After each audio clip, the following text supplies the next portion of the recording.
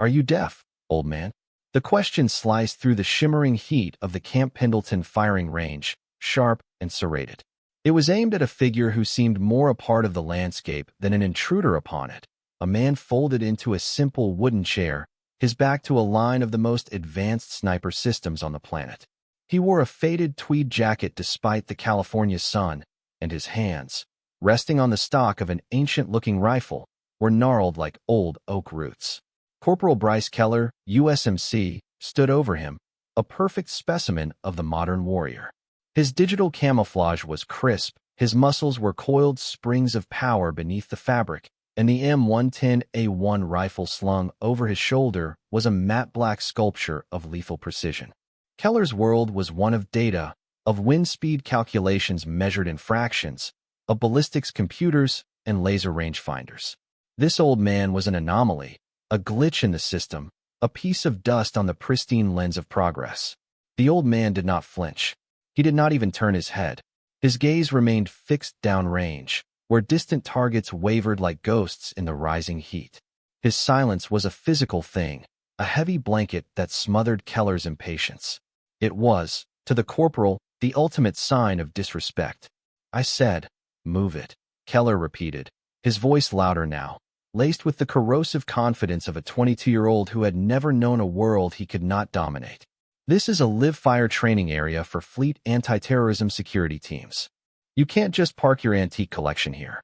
This is a restricted zone." Still, the old man remained silent.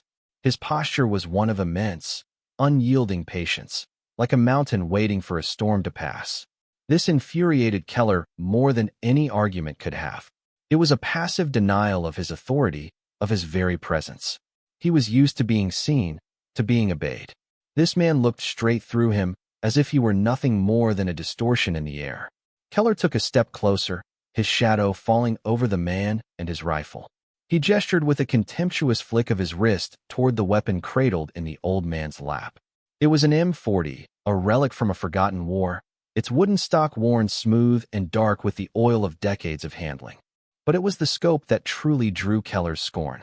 It was a Redfield, its tube scarred and pitted, the metal around the adjustment knobs showing a patina of what looked, to Keller's disgusted eyes, like rust. "What even is that thing?" he sneered, his voice dripping with derision. He reached out, his fingers brushing against the cold metal of the scope. "Did you pull this out of a museum?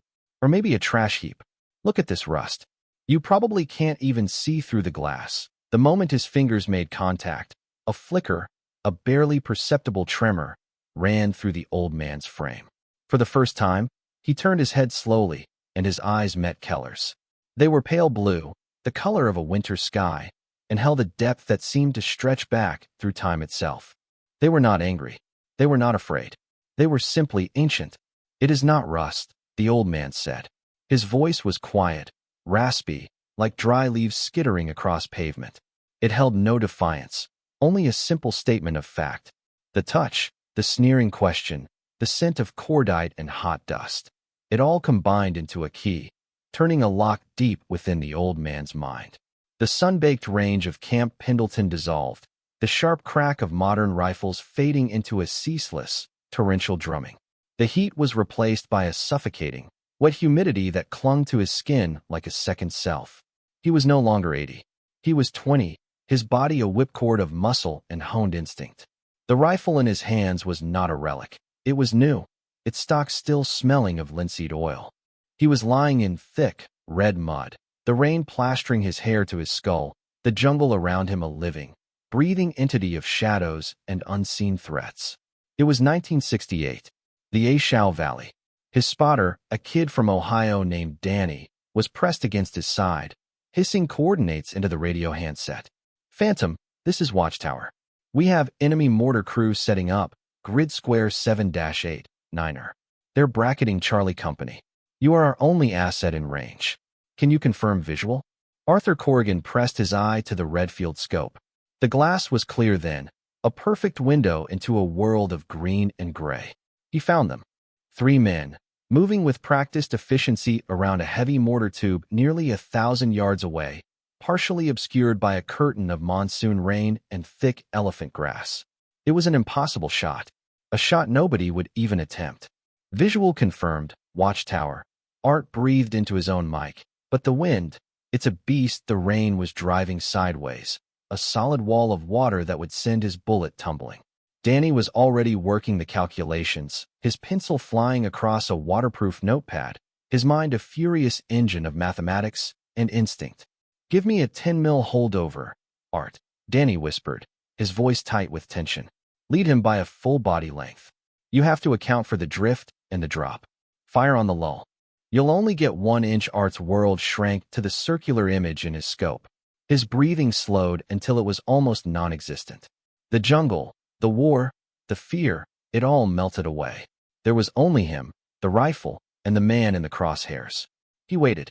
The rain was a physical blow, a constant roar in his ears. Then, for a single heartbeat, the wind seemed to hold its breath. A lull. He squeezed the trigger. The rifle bucked against his shoulder, a familiar and comforting violence. He saw the man downrange collapse an instant before the sound of the shot could have possibly reached him. Then all hell broke loose. The jungle erupted in a cacophony of return fire. A machine gun opened up on their position, its rounds chewing up the mud around them with furious pops. Suddenly, a white-hot pain seared his cheek. An explosion nearby had sent a piece of shrapnel screaming past his head. Danny grunted, a sharp, wet sound. Art turned and saw his spotter slump forward over the radio. Art grabbed him, pulling him into the meager cover of a banyan root. It was too late. A single round had found its way through the maelstrom. Danny's blood, dark and warm, spilled onto the rifle, pooling around the base of the scope. Art held him, whispering useless words as the life drained from the boy from Ohio, his own tears mixing with the rain and the blood. Later, when the firefight was over and Charlie Company was safe, he looked at his rifle. A piece of shrapnel was embedded in the scope's turret.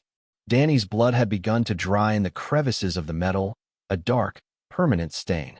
He never cleaned it off. It was not rust. It was a memorial. "Hey, I'm talking to you." Keller's voice snapped Art back to the present. The corporal's face was inches from his, twisted in a mask of arrogant frustration. "Are you senile? Or just stupid? I'm relieving you of this piece of junk. Base regulations. Now get up, before I have the MPs haul you out of here." A short distance away, Gunnery Sergeant Marcus Thorne watched the exchange with a growing knot of unease in his stomach. Gunny Thorne was a man who straddled two worlds. He understood Keller's mindset. He commanded a platoon of young Marines who were just as cocky, just as reliant on their state-of-the-art equipment. But Thorne had also served long enough to have been mentored by the old breed, men forged in Desert Storm and Mogadishu, men who carried a different kind of weight. He had noticed the old man earlier, sitting quietly by the edge of the range, his presence as unobtrusive as a weathered fence post. Thorne had dismissed him as perhaps a retired base employee or a visiting family member who had wandered off. But now, watching Keller's aggressive posturing, something felt profoundly wrong. It was the way the old man held the rifle, not like a prop, but like an extension of his own body. It was the utter lack of fear in his eyes. Thorne had seen that look before. He had seen it in the eyes of legendary force reconnaissance masters and seasoned MARSOC operators. It was a look of absolute stillness, a calm that existed not in the absence of a storm, but in its very eye. Keller saw a frail old man. Thorne saw something else. He saw danger. He watched as Keller, his patience finally snapping, placed a hand on the old man's shoulder to physically haul him from the chair. That was the line. Thorne knew, with a certainty that chilled him to the bone, that Keller was about to make a mistake that would redefine his entire life. He had to intervene. But confronting a corporal in front of his peers for enforcing what seemed like a reasonable regulation was tricky. It would undermine Keller's authority and create paperwork Thorne didn't want. He needed a bigger gun. Discreetly, he pulled out his cell phone, turning his back to the scene. He scrolled through his contacts, past captains and majors, looking for a number he rarely used. The direct line to the aide of the base commander, Colonel Jennings. The aide, a young, efficient-sounding lieutenant, answered on the second ring. "Lieutenant Price, sir, this is Gunnery Sergeant Thorne out at range 103. Thorne said, keeping his voice low and urgent. "Apologies for breaking protocol, but we have a situation here." "What kind of situation, Gunny?" the lieutenant asked, his tone betraying a hint of annoyance at the unscheduled call. There's a civilian on the range. An elderly gentleman. One of my corporals is confronting him. The thing is, sir, the man is holding an old M40. And the scope, it's a Redfield. It has shrapnel damage on the windage knob. Thorne didn't know why he mentioned the scope. It was a hunch, a whisper from the part of his brain that dealt in legends and history. There was a pause on the other end of the line. Thorne could hear the faint sound of muffled conversation, the lieutenant relaying the information. Then, a new voice came on the line, sharp and commanding, a voice that carried the weight of eagles on its collar. It was Colonel Jennings himself. "Thorne, this is Jennings," described the man. The annoyance was gone, replaced by a stark, electric urgency. "Sir, he's maybe 80 years old, blue eyes, tweed jacket. Quiet. Very still." The silence that followed was heavy with unspoken meaning. Thorne could hear the colonel's sharp intake of breath. When Jennings spoke again, his voice was tight, controlled, like a barely contained explosion. "Son, are you telling me there is an old man on your range with a scarred Redfield scope, and your corporal has his hands on him?" "Yes, sir," Thorne confirmed, his own heart starting to pound. "That is the current situation. Keep that channel open," the colonel commanded. "Do not move. Do not intervene unless your corporal's life is in immediate danger. And pray that it is not. I am on my way." The line went dead. Back at the firing line, Keller's arrogance had reached its peak. The old man's quiet refusal to be intimidated had pushed him over the edge. He tightened his grip on the man's shoulder. "That's it, old-timer. You and me are taking a walk," Keller grunted, trying to pull him up. But it was like trying to move a statue bolted to the bedrock of the earth. The old man didn't resist, yet he did not yield. He simply was. "Your generation is the problem," Keller spat, his frustration boiling over into a torrent of words. "You're all stuck in the past, clinging to your junk, thinking you know better. We're the future. My rifle can hit a target from a mile away in the dark. My scope tells me the wind's speed, the humidity, the damn curvature of the earth. You and your rusty piece of garbage are irrelevant." He gave one last, mighty heave. It was then that the sound reached them. A high-pitched siren, growing rapidly closer. Then another. Keller paused, his face a mask of confusion. Down the long service road that led to the range, a plume of dust was rising. Two black command vehicles were approaching at a speed that was utterly reckless, their tires chewing up the gravel. The vehicles screeched to a halt just yards away, doors flying open before they had even fully stopped. Out of the lead vehicle stepped a man who radiated authority as the sun radiated heat. He was tall, ramrod straight, with the silver eagles of a full colonel on his collar. His face was a thundercloud of controlled fury. It was Colonel Jennings. The entire range froze. Marines who had been packing gear or cleaning rifles snapped to attention. The world fell silent, save for the ticking of the cooling engines and the wind whispering through the dry grass. Keller let go of the old man's shoulder as if it were red-hot iron. His face, moments before flushed with arrogant anger, had turned a pasty, sickly white. Colonel Jennings ignored everyone. He ignored the saluting lieutenants. He ignored the gawking enlisted men. And he most certainly ignored the terrified Corporal Keller, who seemed to be shrinking inside his own uniform. The colonel's eyes were fixed on one person only. He marched directly to the old man in the wooden chair. He stopped 3 feet away, his boots clicking together as he assumed the most rigid, formal position of attention Thorne had ever seen. Then, with a motion as sharp and precise as a rifle bolt snapping home, he raised his hand in a salute. It was not a casual gesture.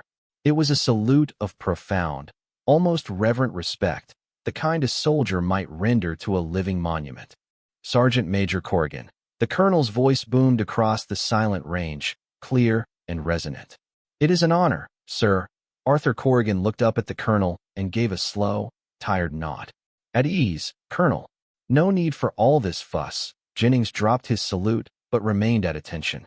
He turned his head, his gaze sweeping over the assembled Marines before landing, like a physical blow, on Corporal Keller. His voice dropped, losing its warmth, becoming as cold and hard as chipped granite. "I am sure you are all wondering what is happening," he began, his voice carrying to every corner of the range. "You are wondering why I just rendered honors to a civilian. Let me be clear. That man is not a civilian. He is a guest. My guest. He is a man to whom everyone in this uniform, myself included, owes a debt that can never be repaid. He took a step toward Keller, who looked as if he might faint. Corporal, you asked this man if he was deaf. You mocked his weapon. You called the memorial on his scope rust. You are about to receive an education. The colonel turned to address the entire group, his voice rising again, taking on the cadence of a historian telling an epic tale. This is retired Sergeant Major Arthur Corrigan. In the jungles of Vietnam, his call sign was Phantom. He was a Marine Corps Scout sniper with 197 confirmed kills. But kills are just numbers. They don't tell the story. He pointed a rigid finger at the old M40 rifle. That rifle, which you called a piece of junk, is the same M40 he was issued in 1966. And that scope, the one you so arrogantly dismissed, is the reason an entire company of Marines made it home from the A Shau Valley in the summer of '68. The colonel's eyes found Art's, a silent request. Art gave another slight nod. Charlie Company was pinned down, taking mortar fire from a position no one could see, nearly 1,000 yards out in the middle of a monsoon. Their radio operator was dead. They were blind and they were bleeding. The only asset that could help them was a two-man sniper team, miles away, on a ridge. That team was Phantom and his spotter. The range was utterly still. The young Marines, Keller included, stood transfixed, their high-tech world of digital precision dissolving in the face of this raw, analog history. Through a curtain of rain that your computers would call impossible, Jennings continued, his voice thick with emotion. Sergeant Major Corrigan took a single shot. A cold-bore shot at 980 yards in a gale-force crosswind. He took out the enemy mortar team and saved 32 Marines from being wiped out. During the firefight that followed, a piece of shrapnel from an RPG struck his position. It scarred that scope. It also killed his spotter, PFC Daniel Rowe, who died in his arms. The colonel walked over and gently, reverently, touched the scope. Corporal Keller, this is not rust. This is the dried blood of a hero, left there by this man as a reminder. A memorial. You did not just insult a veteran. You desecrated a tombstone. The weight of those words settled over the range, heavy and suffocating. Keller's face had crumpled, the arrogance replaced by a look of utter, soul-crushing horror. He looked from the colonel to the old man, his mouth opening and closing silently, no words coming out. But the colonel was not finished. For the last 35 years, this range has had a standing record for the cold shot challenge. A single shot, from a cold barrel, at the 1,200-yard target. The record is a 4-inch grouping, set by the legendary gunny Carlos Hathcock himself on a visit in 1988. It has never been broken. He turned to Art. Sergeant Major, with your permission, I believe these young men need to see what a real rifleman can do. Not with computers, not with lasers, but with skill, with spirit. Art Corrigan looked down at his old rifle, then back at the colonel. For the first time, a faint, sad smile touched his lips. He rose from his chair, his movements slow but fluid.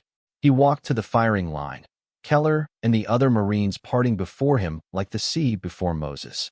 He lay down on the mat, the M40 feeling as natural in his hands as it had 50 years before.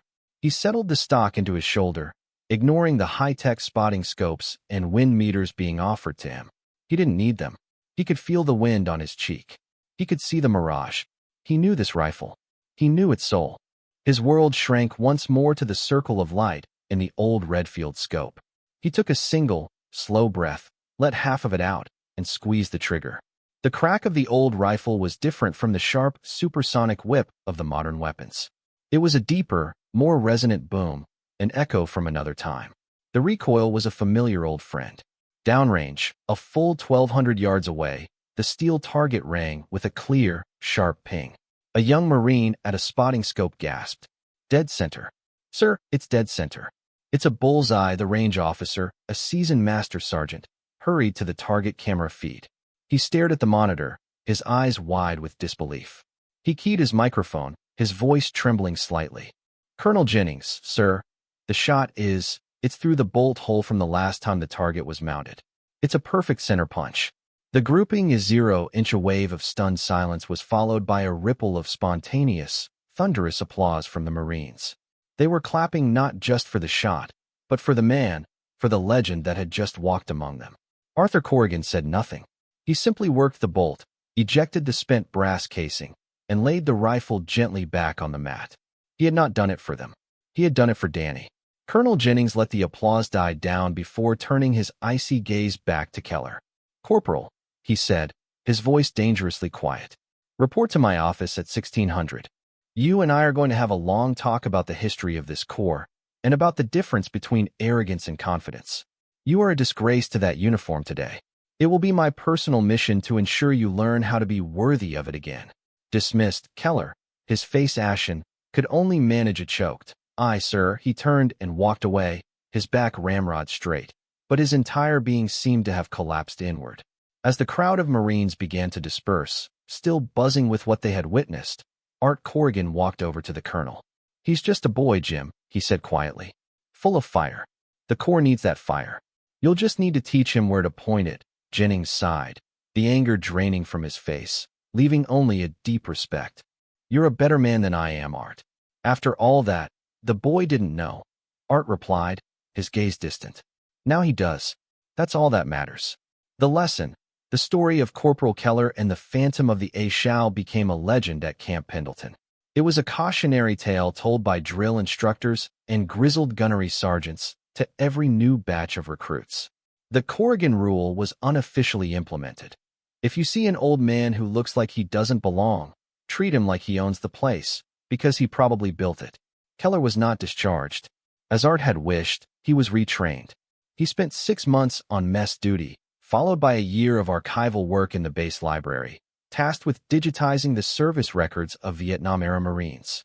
He read hundreds of stories of quiet, unassuming heroism.